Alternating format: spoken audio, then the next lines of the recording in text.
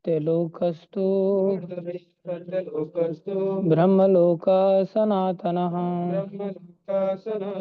अनुवाद। भगवान के विराट रूप के वक्षस्थल से गर्दन तक के प्रदेश में जनलोक तथा तपोलोक स्थित हैं, जबकि सर्वोच्च लोक सत्यलोक इस विराट रूप के सिर पर स्थित है, किंतु आध्यात्मिक लोक शाश्वत हैं।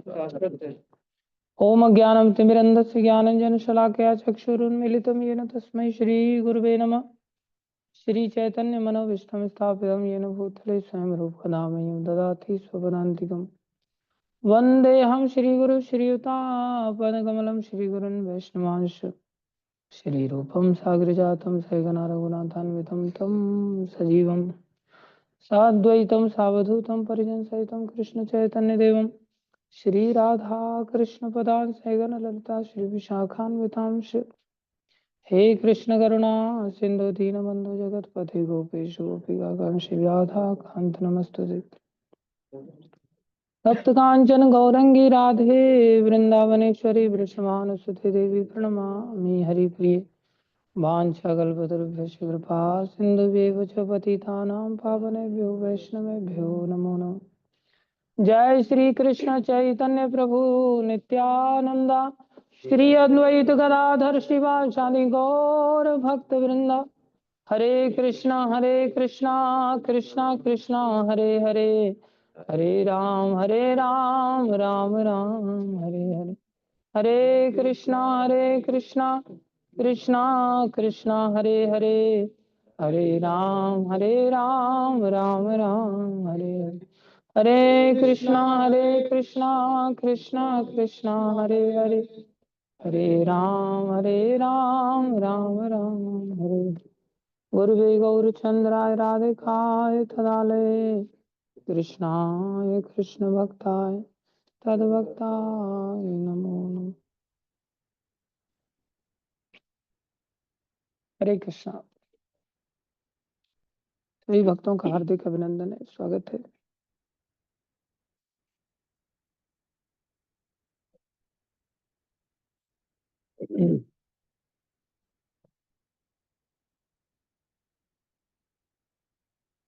आप तो क्या लिखा है आपने?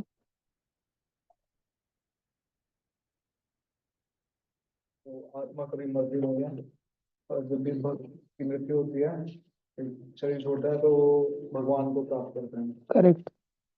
शरीर रूपी का प्रवेश होता है। भगवान कहते हैं मेरे भक्त का कभी नाश नहीं होता। Very good. जय। Thank you. हरि बोल।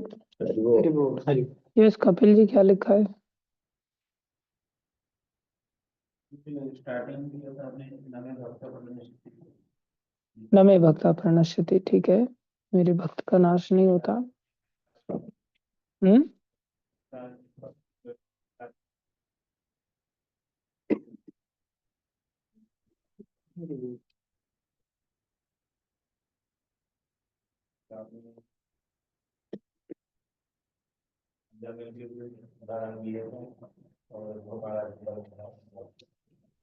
क्या उदाहरण था वो?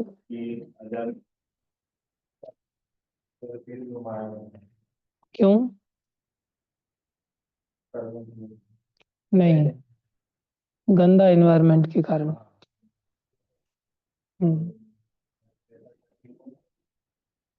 मतलब माई मांगने गए थे, मगर इन्वायरमेंट जिस हिसाब से उनको मिला, जिस नाराज मिले, तो उसके चलते वो भगवान को प्राप्त। Very good. हरि बोल। हमें क्या करना चाहिए फिर? अच्छे एनवायरनमेंट में रहना चाहिए। चाहे हम गलत इंटेंशन से ही आए, चाहे मंदिर में हम चोरी करने के लिए आए, लेकिन आश्रय मंदिर में ही लेना चाहिए। प्रभुपा जी की एक बार एक व्यक्ति ने घड़ी देखी थी। प्रवचन करते समय प्रभुपा जी टीवी पर आ रहे थे, बड़ा कार्यक्रम चल रहा था। तो वो व्यक्ति रेड सिग्नल पर चोरी करता था, भिक्षा मांगता था। उसको ये भी नहीं पता था मेरे बाप का नाम क्या है, माँ का नाम क्या है। बहुत सारे बच्चे ऐसे हो जाते हैं जिनको लोग ऐसे ही छोड़ देते हैं। तो एक्सपर्ट चोर बन गया था वो। तो इस्कॉन में आया प्रभुपा जी की घड़ी चुराने के लिए। तो इतना उसने अपने आप में परिवर्तन दिखाया ऊपर से, बिल्कुल साधु वेश वगैरह बना करके, और सीधा प्रभुपा जी के कमरे तक पहुंच गया। और जैसे ही प्रभुपा जी को प्रणाम किया, देख रहा था कहाँ घड़ी रखी रहती है, कहाँ सामान रखा रहता है, किस समय आकर के मार सकते हैं। तो जैसे ही वो अंदर प्रवेश किया, प्रणाम किया, प्रभुपा जी ने तुरंत घड़ी खोल के दे दिया। ये चाहते हो ना तुम, ये ले जाओ, इसी के लिए आए हो ना। साधु संत भगवान की तरह ही अंतर्यामी होते हैं, जान जाते हैं कि इसके मन में क्या चल रहा है, क्योंकि हमारी तरह अज्ञानी नहीं होते वो। उन्होंने तुरंत दे दिया तो एकदम से अवाक रह गया, इनको कैसे पता चल गया, मैंने तो ये रहस्य किसी को भी नहीं बताया, कोई मित्र को भी नहीं बताया, ये तो मैं अकेला ही यहाँ आया। कोई गैंग थोड़ी लेके आया था बेचारा। तो वो तो क्या घड़ी चुरा था, लेकिन प्रभुपा जी ने उल्टा उसका हृदय चुरा लिया। और वो प्रभुपा जी के चरणों में बिक गया, और प्रभुपा जी को प्रार्थना करने लगा, स्वामी जी हमें आप ही के आश्रित रहना चाहता। और वो बहुत बड़ा भक्त बन गया। हरे कृष्णा टीवी का मैनेजर अभी वही है, आज भी है। हरे कृष्णा टीवी चैनल जो चलता है, उन्होंने इतना डेवलप किया, और प्रभुपा जी ने उनको सेवाएं भी दी। रात को जगने की आदत थी उनकी। तो पहुंच गए प्रभुपा जी के पास, तो बोले मेरे को कोई सेवा दे दो प्रभुपा जी। बोले रात को जब मैं ट्रांसलेशन करता हूँ तो कुत्ते बहुत चिल्लाते हैं, और तुम्हें रात को जगने की आदत है, तुम एक काम करो, कुत्ते भगा दिया करो। तो उनकी यही सेवा कुत्तों को भगाने की दिव्य सेवा बन गई।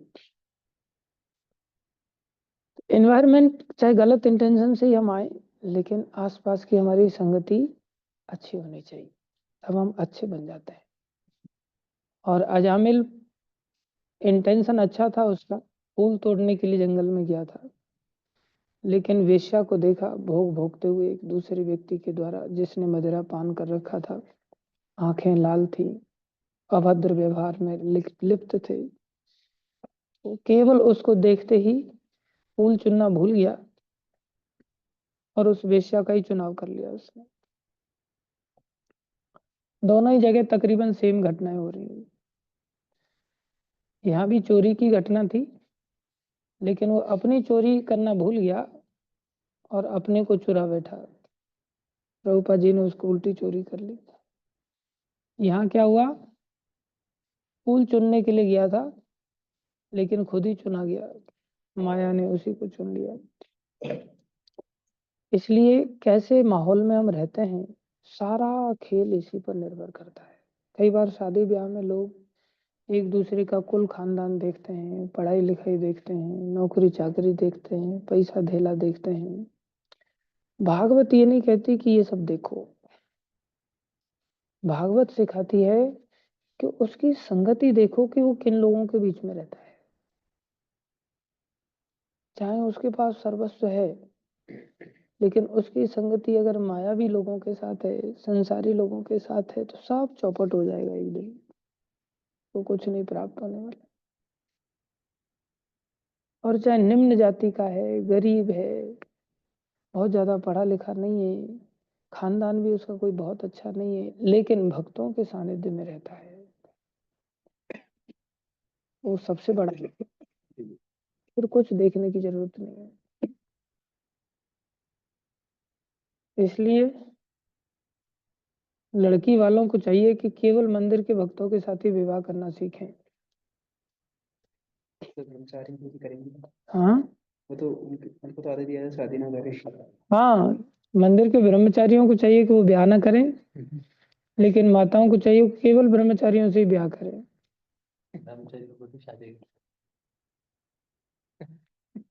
वो तो कुछ ढीले ब्रह्मचारी होते हैं ना। ठीक है, मतलब तेरे लिए रास्ता नहीं खुल रहा है। मैंने बोला समझ गया ना। भक्तों के साथ ही जीवन का सोचना चाहिए। धन्यवाद सभी भक्तों का।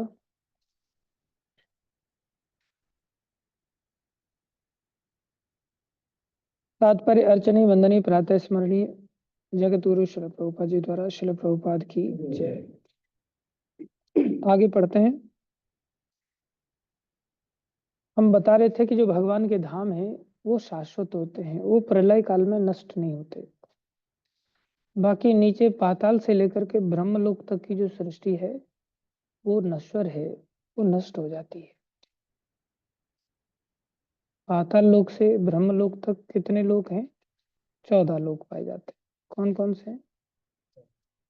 तल,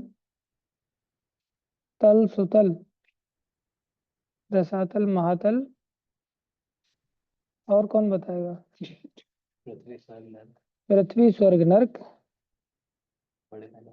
थोड़े में बता दिया ठीक है। पृथ्वी स्वर्ग नहीं होता है, उसमें भूलोक, भुवरलोक और स्वर्गलोक। तो पृथ्वी स्वर्ग नरक बोल रहा था तो 14। हाँ तो 14 बता भी। 14 कौन कौन से हैं? राधा सुता प्रभु।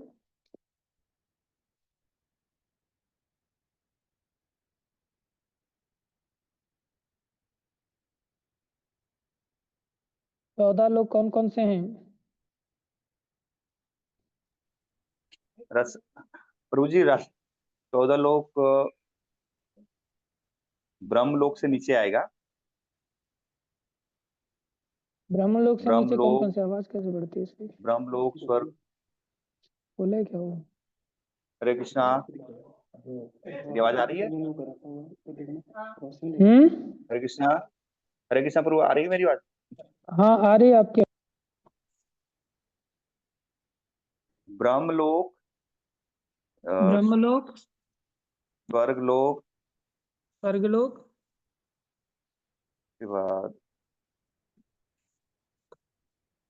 स्वर्गलोक, भूलोक, ऐसा नहीं, भूलोक तो नीचे। ऐसा नहीं है। हाँ,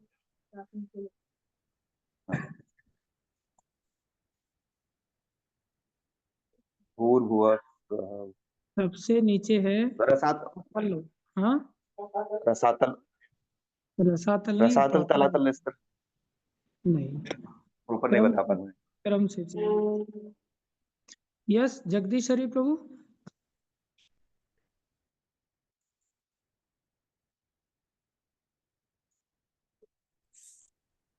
हरे कृष्णा प्रभु जी, दंडवत प्रणाम। Please accept my humble obeisances. Thank you, please accept my also. Yes प्रभु जी। 14 लोग कौन कौन से हैं बताएं? 14 लोग तो ये 7 ऊपर है, 7 नीचे और बीच में पृथ्वी है। 15 हो गए हो।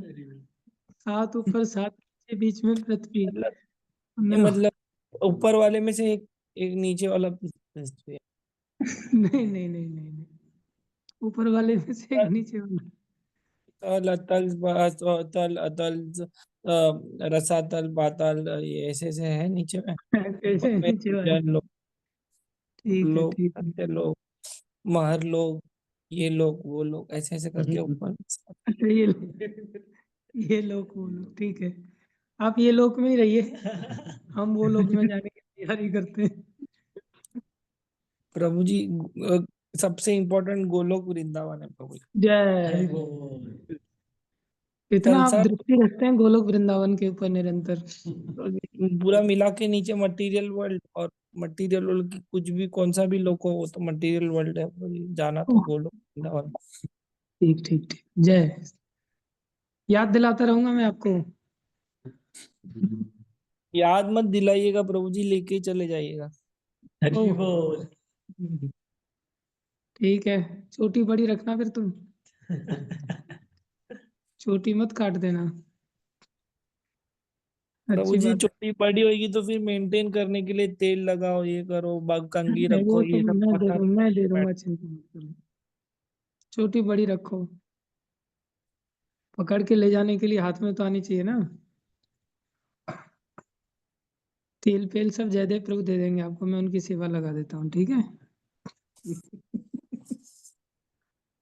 हाँ तो भूलोक नीचे कौन कौन से? अतल वितल अतल वितल अतल तलातल नहीं, अतल वितल सुतल। अतल वितल सुतल। सुतल माने जहाँ सो जाते हैं, ऐसा नहीं है। बिहारी में सुतल मतलब सो जाना। अतल लोक, वितल लोक, सुतल लोक, आगे तलातल तला तलातल रसातल नहीं, महातल। देख देख देख के मार रहा है। महातल, फिर रसातल, फिर पाताल। कितने लोग हो गए? सात। कौन कौन से? अतल वितल सुतल महातल रसातल पाताल। बीच में एक तलातल छूट गया। अतल वितल सुतल तलातल महातल रसातल पाताल, ये नीचे के 7 लोक हैं। ऊपर के 7 लोक हैं भूलोक, भूवरलोक, स्वर्गलोक, महरलोक, जललोक, तपलोक, सत्यलोक। ये ऊपर के 7 लोक हैं। कुल मिलाकर के कितने हैं? 14 लोक। हम सभी अपने कर्मानुसार 14 लोकों में भ्रमण करते रहते हैं और 14 के 14 लोक नश्वर लोक हैं। कुछ ही लोग हैं जो इन लोगों की ओर देखते भी नहीं, जैसे जगदीश हरि प्रभु आदि हैं, जो केवल गोलोक पर ही आंख टिका करके बैठे हैं कि हमें सीधा वहां जाना है। इन 14 लोकों का एक ब्रह्मांड बनता है। ऐसे एक ब्रह्मांड नहीं, ऐसे अनंत ब्रह्मांड हैं जो नश्वर होते हैं, जो गर्भोदक समुद्र के ऊपर, कौन से समुद्र के ऊपर? कारण समुद्र के ऊपर तैरते रहते हैं। हर लोक के नीचे गर्भोदक समुद्र है, हर उसके ब्रह्मांड के अंतर्गत भी एक समुद्र है जो ब्रह्मांड के गर्भ में रहने के कारण उसे गर्भोदक सागर कहते हैं। ये सभी कारण समुद्र में जो भगवान महाविष्णु के पसीने से बनता है, उसमें अनंत ऐसे भौतिक लोक जो एक एक ब्रह्मांड के रूप में एक अंडे की तरह तैरते रहते हैं और उसके अंदर 14 लोक पाए जाते हैं। और उन सभी लोकों का अलग अलग साइज है। कोई छोटा अंडा है, कोई बड़ा अंडा है। ऐसे ही 14 के 14 लोक सब में पाए जाते हैं, लेकिन कहीं भूलोक छोटा है, कहीं भूलोक बड़ा है। कहीं पर 4 मुख वाले ब्रह्मा हैं, जैसे हमारे ब्रह्मा 4 मुख वाले हैं, तो कोई ब्रह्मांड ऐसा है जहां 8 मुख वाले ब्रह्मा भी हैं। कोई ब्रह्मांड और बड़ा है तो उस ब्रह्मांड के 20 मुख वाले ब्रह्मा भी हैं। कोई ब्रह्मांड और बड़ा है तो 50 मुख वाले ब्रह्मा भी हैं उसको मैनेज करने के लिए। ऐसे ही वहां शिव है, ऐसे ही वहां भगवान विष्णु है, जो हर ब्रह्मांड के अंदर पाए जाते हैं। तो ऐसे ब्रह्मांड संख्या में भी अनंत हैं और ब्रह्मांड का कितना विस्तार है वो भी अनंत सीमा तक है। ये नहीं कोई कह सकता कि हर ब्रह्मांड इतनी ही साइज का है। और ऐसे अनंत ब्रह्मांड अनादि काल से पैदा होते हैं। भगवान विष्णु जब सांस छोड़ते हैं, महाविष्णु जब सांस छोड़ते हैं तो उनके रोम रोम से ऐसे अनंत ब्रह्मांड पैदा होते हैं। और जब भगवान महाविष्णु सांस लेते हैं तो अनंत ब्रह्मांड भगवान के अंदर प्रवेश कर जाते हैं, नष्ट हो जाते हैं। इसे महाप्रलय कहते हैं। इस तरह से संसार नश्वर है। संसार कैसा है? नश्वर है। जिसे नित्य प्रलय से भी जाना जाता है। हम लोग हर रोज ही मर रहे हैं। हम लोगों का हर रोज ही मरना, अभी एक क्षण पहले जो हमारे पास शरीर था वर्तमान में नहीं है। वो वाला शरीर तो आइडियली मर गया, अब ये दूसरा शरीर हमें प्राप्त है। एक एक क्षण पे शरीर बदल रहा है। देखें कि जो बालकपन में हमारे पास शरीर था, क्या वो अभी है? नहीं, शरीर खत्म हो गया, दूसरा शरीर मिला। ऐसे एक समय ऐसा आएगा कि ये शरीर भी पूरी तरह से खत्म हो जाएगा और दूसरा शरीर कुत्ते बिल्ली गधा सूअर पशु पक्षी किसी का भी मिल सकता है। तो ये नित्य प्रलय है जो हर समय हो रही है। हर समय हर जीव मर रहा है, काल के ग्रास में सभी अंदर प्रवेश करते हैं।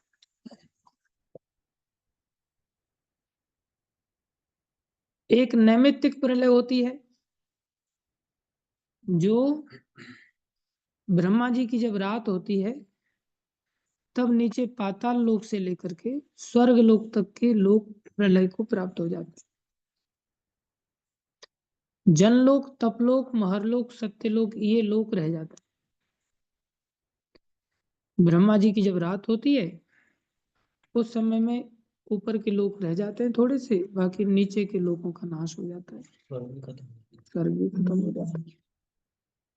इस प्रकार से ब्रह्मा जी की रात होती है, उसे नैमित्तिक प्रलय कहते हैं।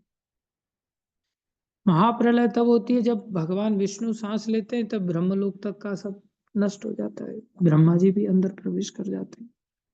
अगर भक्त नहीं है तो अंदर घुस जाते हैं, भक्त हैं तो भगवान के धाम में चले जाते हैं, ब्रह्मा,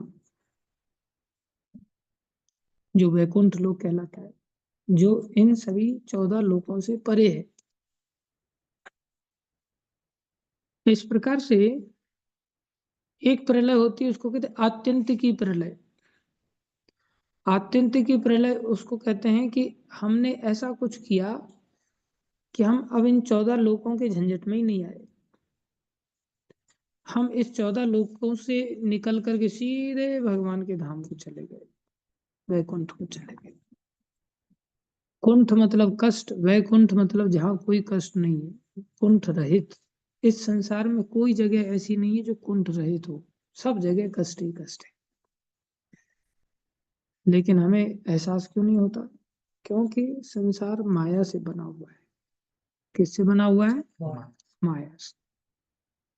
माँ मतलब माँ मतलब नहीं, माँ मतलब माँ शब्द का अर्थ है नहीं। माँ शब्द का अर्थ क्या है? ऐसे मत कर, अभी मत शब्द है ना, मत मतलब जो माँ से ही आरंभ होता है, माँ मतलब नहीं। जैसे बोलो तमसो माँ ज्योतिर्गमय, तमसो मतलब अंधकार, माँ मतलब मत जाओ, तमसो माँ, माँ नहीं मत जाना, ज्योतिर्गमय प्रकाश की ओर, मृत्युर्मा अमृतम गमय, मौत की ओर मत जाओ, सामने मौत है, अमृतम गमय अमृतत्व की ओर जाओ।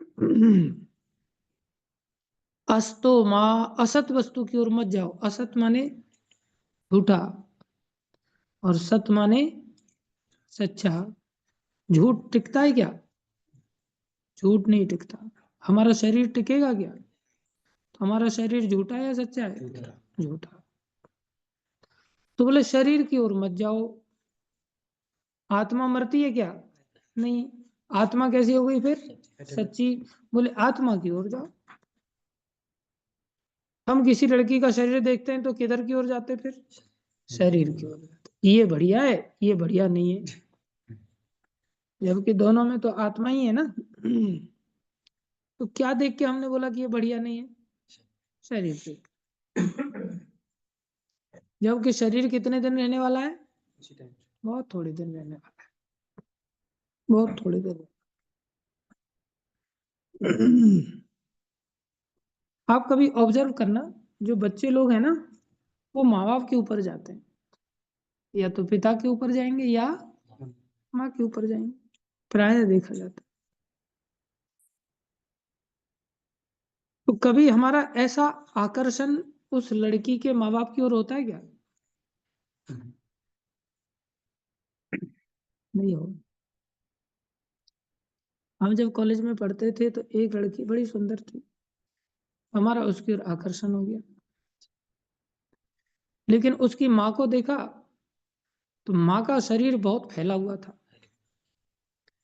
लेकिन उसका शरीर मिलता जुलता था अपनी माँ से, वो माँ पर गई थी। तो उसकी माँ को देख करके हमारे मन में वैराग्य जागृत हुई, ये भी कुछ दिन बाद ऐसी हो जाएगी।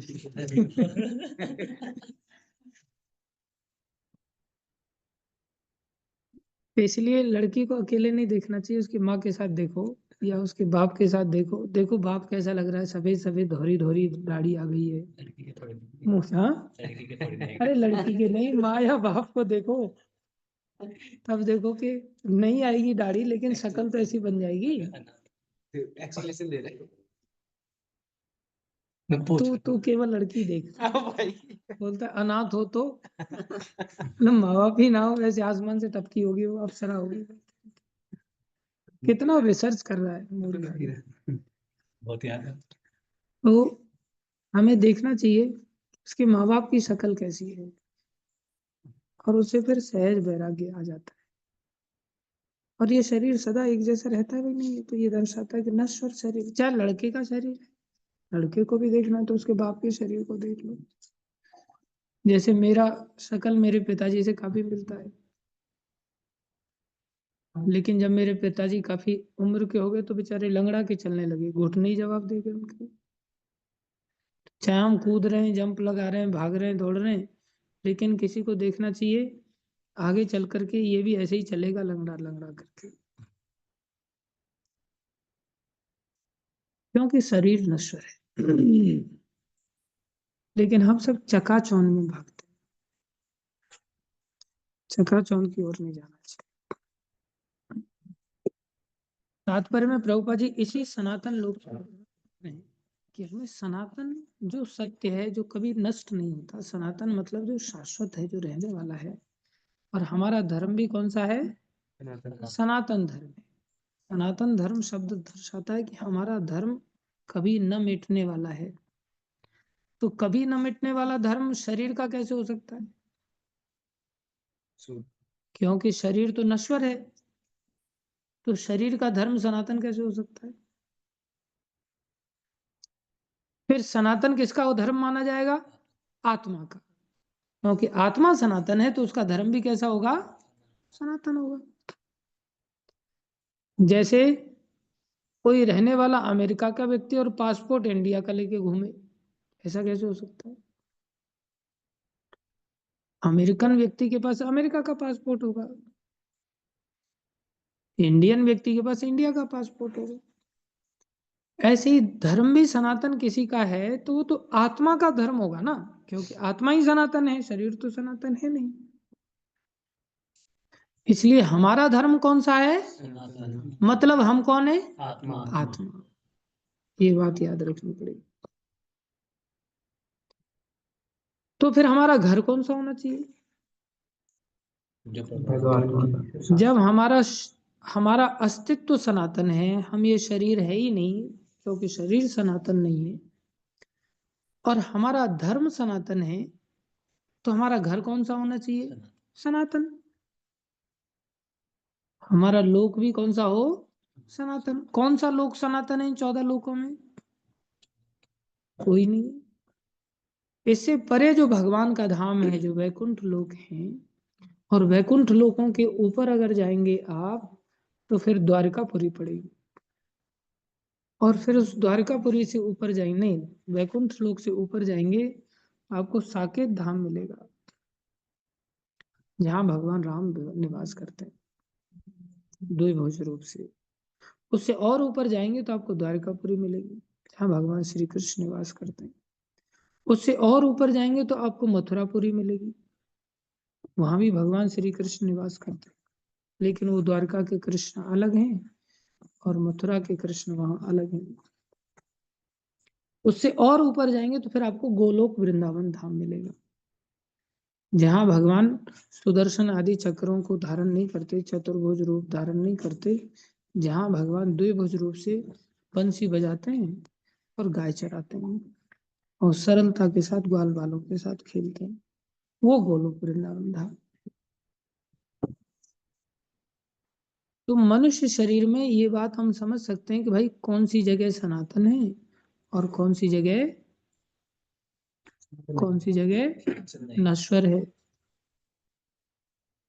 तो हमें कौन सी जगह पे जाना चाहिए? मकान बनाते हैं तो टेम्परेरी बनाते हैं या परमानेंट? परमानेंट। शेड वेड नहीं, टेम्परेरी स्ट्रक्चर है, आरसीसी परमानेंट स्ट्रक्चर बना हुआ है।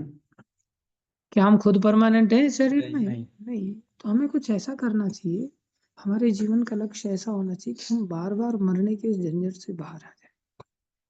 बड़ी सीधी सी बात है, सरल सी बात है, इतनी बात प्रभुपाद जी हम सबको सिखा रहे हैं। इस सनातन रूपी शब्द के माध्यम से। हम थोड़ा आगे पढ़ते हैं। तात्पर्य अर्चनीय वंदनीय प्रातः स्मरणीय जगत गुरु शिल प्रभुपाद जी द्वारा शिल प्रभुपाद की जय। क्या कह रहे हैं प्रभुपाद? वहां पर काल का प्रभाव न होने के अतिरिक्त, देखो वहां पर काल का प्रभाव न होने के अतिरिक्त ब्रह्मलोक के सारे लोग, ब्रह्मलोक कौन सा लोक? मतलब भगवान का वैकुंठ लोक। ब्रह्मलोक के सारे लोग आध्यात्मिक होने के कारण कभी विनष्ट नहीं होते, कभी नष्ट नहीं, क्योंकि वहां काल का ही प्रभाव नहीं। आध्यात्मिक ग्रहों की सारी विविधता भगवान से तदाकार है। जितने भी आध्यात्मिक लोग हैं उनमें भी वैरायटी है, लेकिन वो सब भगवान के जैसे ही हैं। जैसे भगवान के अवतारों में वैरायटी है कि नहीं? कहाँ जा रहे हैं? तो दोस्त का फोन आया, उसके भाई को फल का अटैक आ रहा है। ओहो, देख लीजिए। नश्वर संसार है, वैसे क्या कर सकते हैं? भगवान से प्रार्थना कीजिएगा।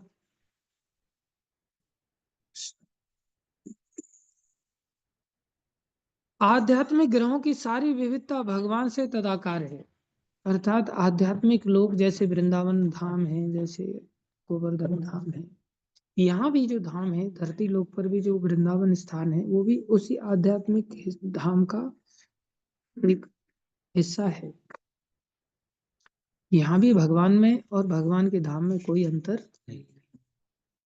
इसलिए आप देखेंगे यहाँ भी लोग वृंदावन में दंडवती परिक्रमा लगाते हैं। कोई देहरादून की दंडवती परिक्रमा लगाता है? नहीं। जमीन तो यहाँ भी है और वहां भी है, वहां क्यों लोग प्रणाम करते हैं? क्योंकि वहां प्रणाम करने पर वो धाम प्रणाम को स्वीकार कर लेता है, और जो प्रणाम करने वाला व्यक्ति है उस प्रणाम करने वाले की जो इच्छाएं हैं उसकी पूर्ति भी करता है। जैसे भगवान मनोकामना पूरी करते हैं, ऐसे ही धाम भी पूरी करता है। आध्यात्मिक ग्रहों की सारी विविधता भगवान से तदाकार है। अतएव इस वैदिक सूक्ति एकम एवा द्वितीयम की पूरी पूरी अनुभूति उस सनातन विविधता में आकाश में हो जाती है। अर्थात भगवान के बारे में कहा जाता है ना कि वो एक ही हैं, दूसरे नहीं है। तो भगवान के धाम में कोई दूसरी वस्तु है ही नहीं बजाय भगवान के।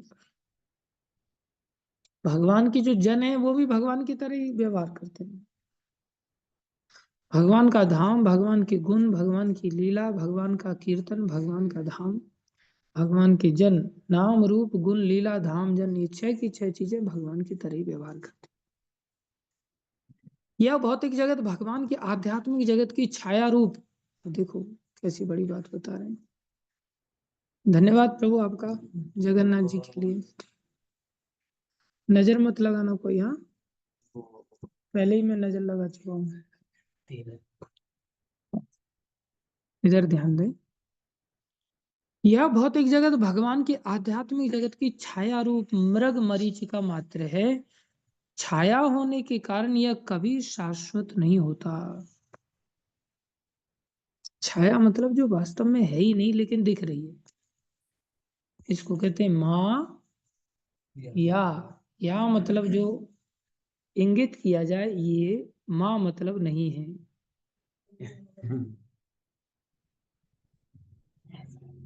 जो नहीं है फिर भी उसको बताया जा रहा है ये नहीं है, इसे कहते हैं माया। तो ये जो संसार है जो हमें दिख रहा है वास्तव में ये नहीं है, ये भ्रम है। ये सब क्या है? दिख कैसा रहा है? अमृतमय दिख रहा है। दिख कैसा रहा है? अमृतमय दिख रहा है, लेकिन है कैसा? जहर है। यत्तद् अग्रे विषम एव,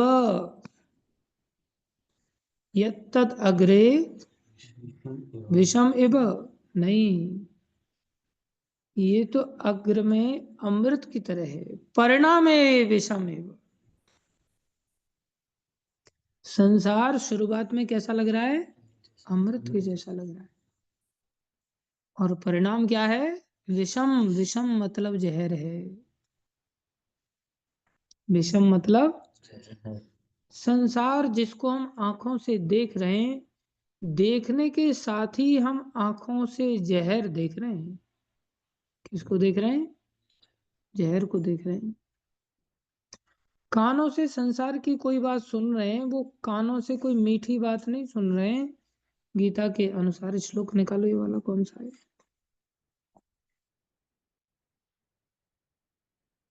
परिणामे विषम एवं 18वें अध्याय में आएगा संभवत 20-22 श्लोक के आसपास। तो क्या कह रहे हैं? बोले कानों से जो तुम सुन रहे हो संसार को, बढ़िया फोन आ रहा है गर्लफ्रेंड का, वो लग तो रहा है कि एकदम से अमृत के घड़े में से रस निकल के आ रहा हो, शहद निकल के आ रहा हो। हमने एक बार, एक्चुअली में नारी स्वर है ही ऐसा जो सारे ऑर्केस्ट्रा के इंस्ट्रूमेंट्स को फेल कर देता है। फिर चाहे कितने भी ऑर्केस्ट्रा के इंस्ट्रूमेंट्स लगाए जाएं और नारी स्वर को वहां से हटा दिया जाए तो कोई उस स्वर को सुनने के लिए नहीं बैठा है। साथ में उसको लता मंगेशकर वगैरह किसी का अगर नारी स्वर दे दिया जाए ना, फिर सब स्वर में स्वर मिल जाते हैं।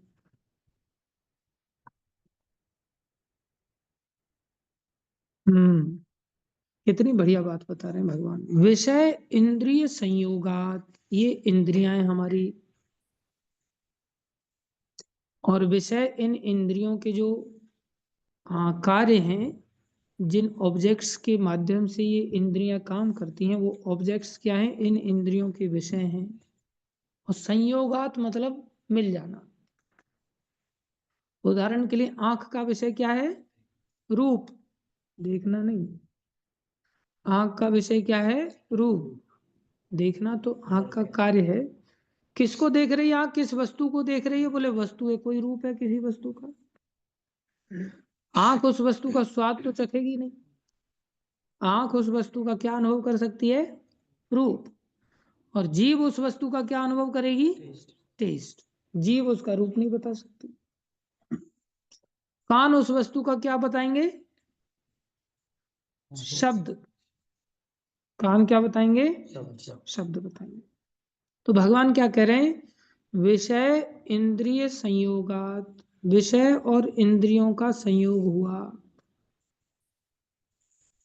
मतलब आंख का रूप के साथ मिलन हुआ, कान का किसी शब्द के साथ मिलन हुआ, जीभ का किसी स्वादिष्ट वस्तु के साथ मिलन हुआ, नाक का किसी सुगंध के साथ मिलन हुआ, त्वचा का किसी स्पर्श के साथ मिलन हुआ। तो ये जो मिलन है, बोले ये जो मिलन है, उस मिलन को क्या कह रहे हैं? संयोगात। इसका क्या होगा? बोले यत्तत् अग्रे अमृतो उपमम, ये शुरुआत में अमृत जैसा लगता है। कैसा लगेगा? अमृत जैसा। यत्तत् अग्रे, अग्रे मतलब पहले पहले, और उपमम मतलब उपमा दी गई है, तुलना किया गया है किसके जैसा? अमृत के जैसा, जैसे अमृत मिल गया हो एकदम से।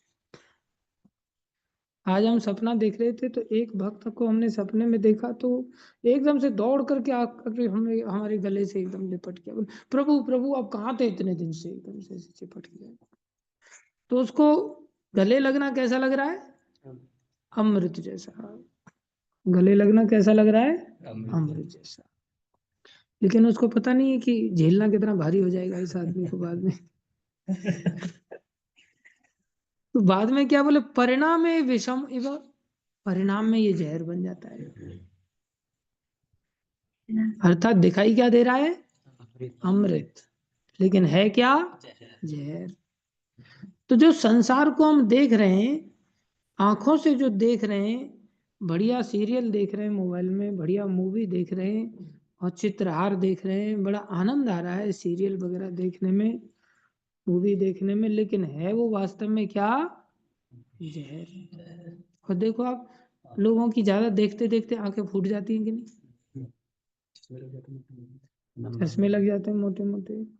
करते हैं क्या? बोले क्या देख रहे हैं? रील देख रहे हैं। ऐसा लग रहा है 2 मिनट की तो रील है बस, हाँ, 1 मिनट 1 मिनट की तो रील है, लेकिन 1 मिनट की 400 रील देख लिया। कितने घंटे हो गए? कितने मिनट हो गए? 400। 400 में 60 से भाग दे तो कितने हो गए? 7 हाँ, 6.5 घंटे के आसपास। कहने तो अच्छा है, इसका ताली बजाओ। तो आशा करते हैं इसके दिमाग में ये ज्ञान भी घुसेगा। तो 6.5 घंटे कहाँ चले गए पता ही नहीं चला, और उस रील में से कोई रील याद नहीं रहती। 400 देख लिया ना, कम से कम एक मूवी देखते तो 3.5 घंटे में निपट तो जाती, और कुछ उसका थीम भी दिमाग में रहता। 400 को भेजा होगा। 400 को भेजा और अलग से लोगों के और दिमाग खराब किए। और कुछ मूर्ख लोग तो बोले डाटा कहीं मेरा इधर उधर ना हो जाए तो डाउनलोड करके रख लो लैपटॉप में। तो भी तो ना दुष्ट आदमी। बोले मैं दूसरों को और भेजता था, और दूसरे भी थंब में बहुत बढ़िया भेजा, फिर चाहे सोहन मोहन प्रभु ही है। ये बहुत खतरनाक है, इसलिए वास्तव में जहर है। और इसमें अगर किसी गर्लफ्रेंड का मैसेज आया जाए, बॉयफ्रेंड का मैसेज, कितना अमृत लगता है वो। आहा, आज याद कर लिया इसे। लाइफ बन गई मेरी, मैसेज आ जाए बस। और व्हाट्सएप पर GIF वगैरह और आ जाए, जिसमें सेकंड हैंड एंजॉयमेंट के प्रदर्शन हो रहा हो। क्योंकि जो सीन है वो तो फर्स्ट हैंड वाले का है ना, हम तो देख रहे हैं तो सेकंड हैंड ही है ना हमारे लिए। कोई किसी को गले लगा रहा और ऐसा वाला GIF भेज दे कोई, फिर देखो अंदर से कैसा लहरें उठने लगती हैं, अश्रुपात होने लगता है। इतना प्रेम करती है, करता है, कंठ रोंद जाता है। ये संसार है, वास्तव में मजाक लग रहा है आप लोगों को, लेकिन गीता में ये बड़ी स्पष्टता से भगवान कह रहे हैं, रूप का या किसी वस्तु का आंखों ने देखा तो वास्तव में जहर है। कानों से जो मीठी मीठी आवाज सुन रहे हैं, घंटा एकदम कान पे चिपका करके फ्री हैंड करके नहीं आप बात कर सकते, क्योंकि चीटिंग वाला काम है ना। उसमें भी टक टक टक टक कोई आ जाता है तो आवाज कम कर लेते हैं। एक दूसरे को ये भी आवाज ना सुनाई दे जाए कि मैं किसके साथ बात कर रहा हूँ। कान में हाथ में ही अंगूठा लगा करके फटाक से आवाज कम हो जाती है। संयम अरोरा जी ऐसा तो नहीं करते ना आप?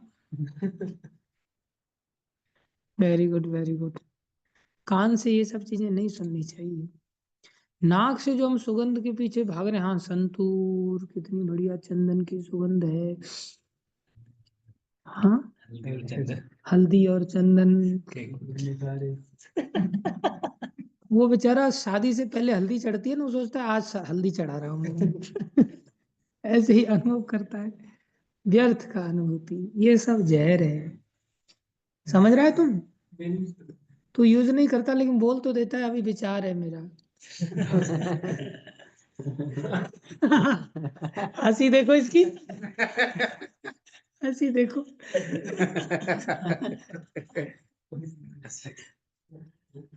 विचार के लिए भी मत बोल तू, ये भी जहर है।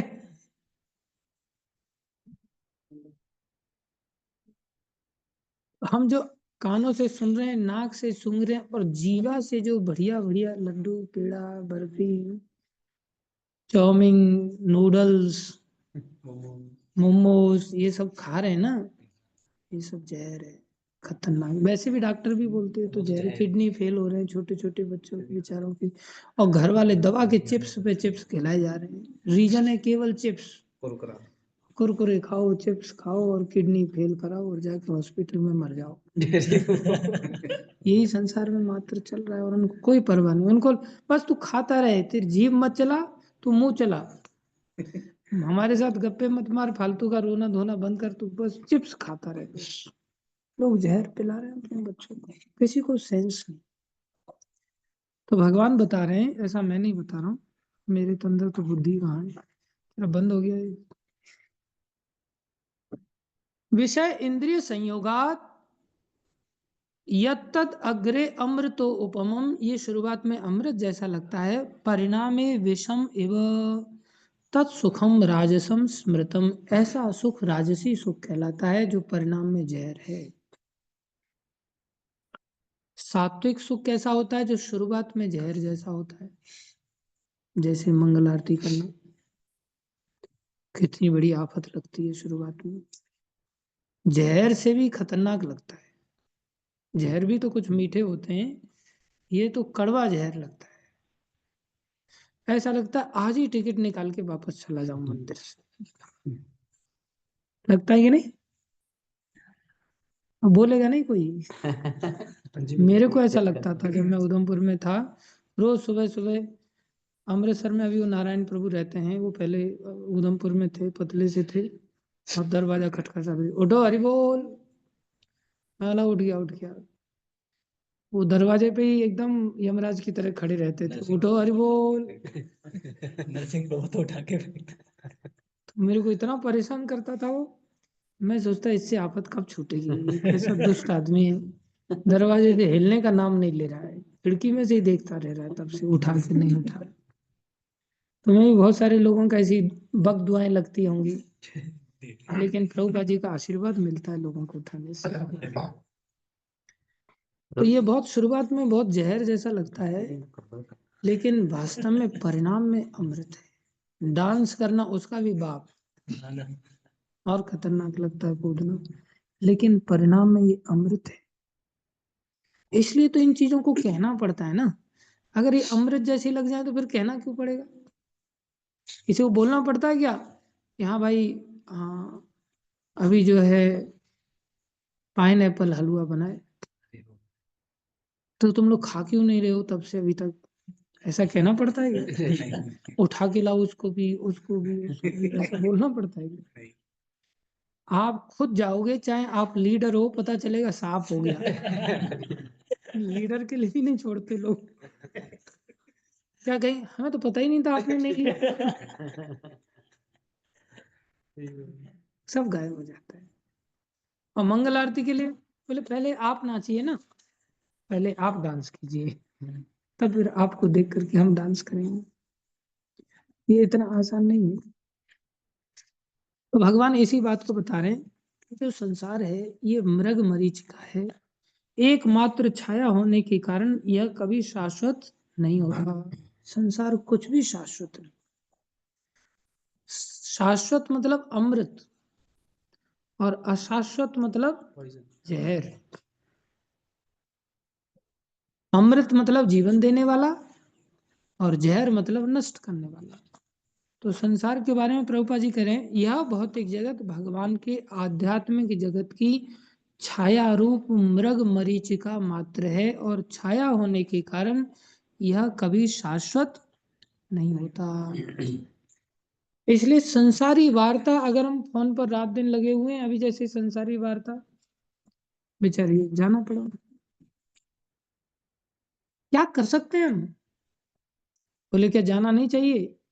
अरे जाना चाहिए भगवान की शरण। एक लड़का था हमारे साथ, उसने फुल टाइम किया गुजरात महसाना में, अचानक से उसको मैसेज आया कि मेरे पिताजी बीमार हैं और हॉस्पिटलाइज। तो मैंने कहा तुम डॉक्टर नहीं है और तुम्हारे पास पैसा भी नहीं है, वहाँ कंपनी का हॉस्पिटल है, जिस कंपनी में काम करते थे वहाँ हॉस्पिटल में एडमिट हो जाएंगे, हो चुके थे। तुम्हारी माँ ध्यान रखेगी, तुम्हारा छोटा भाई है वो तो त्याग नहीं कर पाया, तुम्हारा छोटा भाई ध्यान रखेगा। तुम वहां जाकर के कुछ नहीं कर सकता, तुम्हारे हाथ में कुछ है नहीं, ना पैसा है तुम्हारे हाथ में, और चीजों को पैसे से भी नहीं खत्म किया जा सकता, ना तुम्हारे पास विद्या है डॉक्टरी की, तुम करोगे क्या? तुम एक काम करो, यहाँ बैठ करके भजन करो, भगवान से प्रार्थना करो, और मैं तुम्हें वचन देता हूँ भगवान तुम्हारे पिताजी की अवश्य रक्षा करेंगे अगर तुम ऐसा करोगे तो। आखिर में वो नहीं माना और बोला मैं पिताजी को यहीं लेके आ जाता हूँ मंदिर में फ्लाइट से। ठीक है भाई ले आओ, बाकी कर्मों के अनुसार आदमी फल भोगते। तुम क्यों जा रहा है, तुम यहीं रहे, पिताजी को वहां से छोटे भाई को बोलते अगर ला सकते तो, या फिर समय आने पर लेके आना, भी बीमार है कैसे लेकर के आओ। बोले नहीं मैं यहीं इलाज कराऊंगा। बोले, तेरी इच्छा है, मन मर्जी से तुम जाना चाह रहे हो। चला गया वो, चला गया पिताजी का, उसने टिकट भी बनाया, खुद का भी टिकट बनाया, लेकिन एयरपोर्ट पहुंच ही नहीं पाया, ट्रैफिक इतना ज्यादा, फ्लाइट निकल गई। फिर हॉस्पिटलाइज होना पड़ा उसके पिताजी को, फिर सोचा बाद में फिर से पोस्टपोन करके फ्लाइट बनाता हूँ, लेकिन हॉस्पिटल से डिस्चार्ज ही नहीं हो पाए उसके पिताजी और शरीर छूट गया। तो जाकर के वहां कौन से शरीर को रोक पाया, क्या कर पाए। लेकिन ऐसी बात बताना भी ना, समाज में लोगों का इतना वर्चस्व है, लोग कहेंगे प्रभु जी आप ऐसी बात कैसे बता रहे, द्वेषी बन जाएंगे आपके। अभी जैसे प्रभु जी जा रहे थे, तो अगर मैं इनको बोलता कि आप क्या करोगे, भगवान की प्रार्थना करो, कथा सुनो, सब ठीक हो जाएगा, लेकिन अगर मैं ऐसा बोलूंगा तो दोबारा मंगल आरती नहीं आते हो। सोचते इनके हृदय में तो कोई दुख दर्द नाम की चीज है ही नहीं, किसी की पड़ी नहीं है इनको। हमारे मित्र लोग थे, जब हम हॉस्टल में रहते थे तो उन लोगों ने क्या किया, झगड़ा किया, मेरा ही रूम पार्टनर, फाइटिंग हो गया बिहारी में और यूपी वाले लोगों में। और पहले गुटबाजी बहुत होती थी ना कॉलेज में, अभी भी होती है, इतना नहीं है, पहले ज्यादा होती थी। था महाराष्ट्र में कॉलेज, यूपी बिहारियों का झगड़ा हो गया, तो दोनों को पकड़ पकड़ करके पुलिस वालों ने जेल में डाल दिया। अब मेरा दोस्त आया एकदम से ताव में, एकदम बोले चल चल चल चल चल, हालांकि वो बिहारी था, मैं यूपी वाला था, लेकिन वो मेरा दोस्त था, तो वो सोच रहा है ये मेरा साथ नहीं। मैं बोला भैया मैं नहीं आ सकता, बाकी तेरे लिए जो बोलेगा सब कुछ करूंगा, लेकिन मेरा अब कथा का समय हो गया, मेरे को भगवत गीता क्लास में जाना पड़ेगा, हॉस्टल में क्लास होती थी, तो मैं नहीं गया। हालांकि बहुत मेरा क्लोज दोस्त था, और ऐसी चीजों में तो अपना भी खून खौल जाता है ना, मेरे दोस्त को कोई व्यक्ति ऐसे, और रूम पार्टनर है मेरा, तो खून तो खौल रहा था, लेकिन भगवान की ऐसी कृपा थी कि मैं फिर भी क्लास में ही चला गया, मैं गया ही नहीं। और जब मैंने आधा घंटे की क्लास खत्म किया, उसके बाद पता चला कि सब जेल में हैं। तब मेरे को एहसास हुआ कि अगर मैं साथ में होता तो मैं भी जेल में होता। लेकिन अच्छा हुआ, भगवान की कृपा से मैं जेल से बाहर हूँ। फिर मैं प्रिंसिपल के पास गया, प्रिंसिपल मेरा सम्मान करता था क्योंकि भक्ति से हम जुड़े हुए थे। तो फिर प्रिंसिपल ने हमारी बात को सुन करके, प्रिंसिपल ने थानेदार को फोन लगाया और फिर बच्चों को छुड़वाया। अब बताओ मैंने रुक करके भला किया उन लोगों के साथ या बुरा किया, भला। कितना बड़ा भला कर दिया।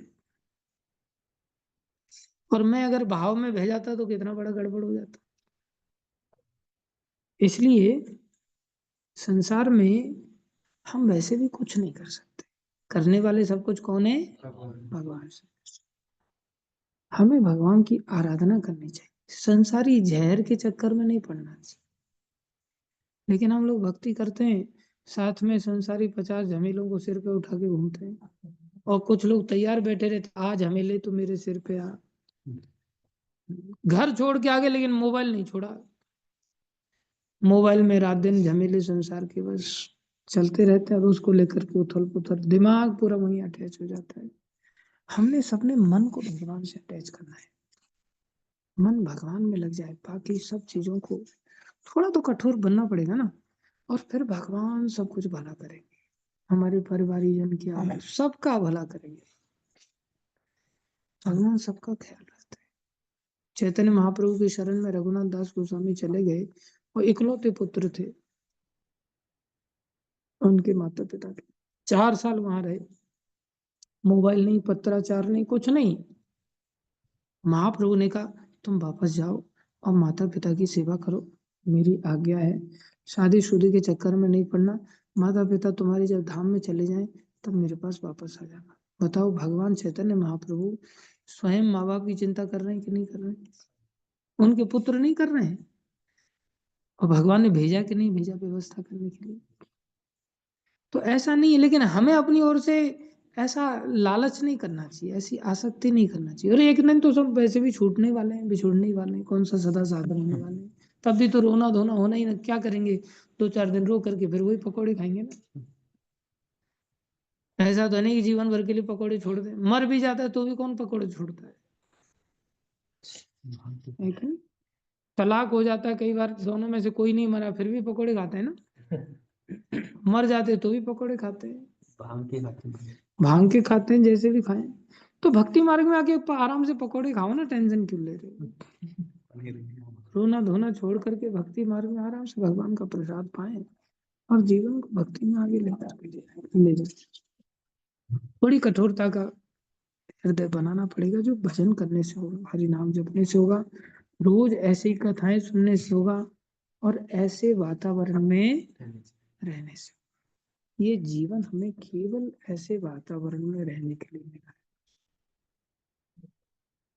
इसलिए मार पड़े, जूते पड़े, भूखे रहे, नंगे रहे, जैसी भी अवस्था में रहें, कभी भी ऐसे वातावरण का त्याग नहीं करना चाहिए। और संसार का वातावरण कितना भी श्रेष्ठ दिखाई दे, लेकिन होश में रहना चाहिए, वो सब छाया है। वो सब क्या है? छाया है। भगवान की माया है, माया ही छाया है। भगवान की माया है तो किसकी छाया है? भगवान की छाया है। तो फिर असलियत किधर है? छाया में, माया में, या भगवान में? भगवान में। तो भगवान के मंदिर में रहना, वहाँ शाश्वत जीवन है, सब चीजें वहाँ वास्तविक है, वहाँ सब चीजें अमृतमय है।